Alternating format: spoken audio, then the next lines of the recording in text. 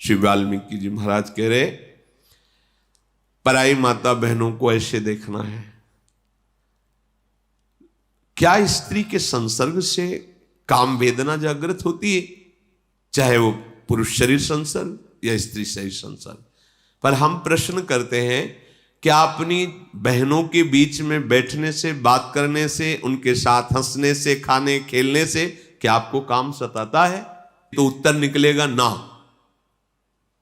यौवन अवस्था है, साथ खेल रहे, दौड़ रहे, अपनी बहनों के साथ खेला, घर में खेल रहे, वो हमें पकड़े उन्हें पकड़ रहे, क्या कभी किसी को काम सताता है? अरे कैसी बात करते हो, बहन है, कितनी भी सुंदर बेटी हो, क्या अपनी बेटी को देखकर काम सताता है? उत्तर आएगा नहीं।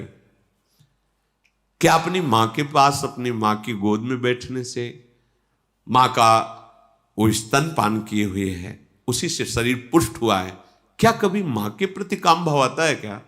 नहीं।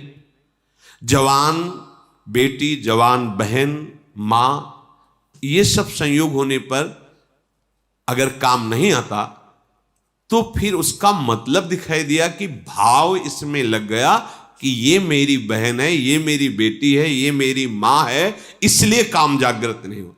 और बाहर क्यों आ जाता है? क्योंकि ये मेरी बहन नहीं है। अगर हम अपनी बहनों के पास बैठे, हमें काम नहीं सताता, तो उसमें मुख्य बात है पवित्र भाव की ये मेरी बहन है।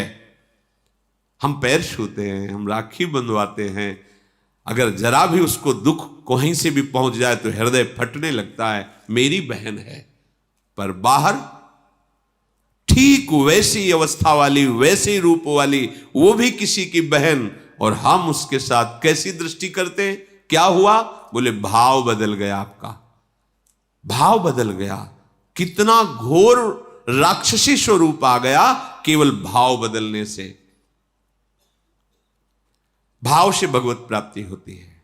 यहां वाल्मीकि जी महाराज कह रहे हैं कि दूसरे की वयो अवस्था को प्राप्त स्त्री है तो मां है, जवान है, मेरी बहन है, आप अवस्था में बड़े छोटी, मेरी बेटी है।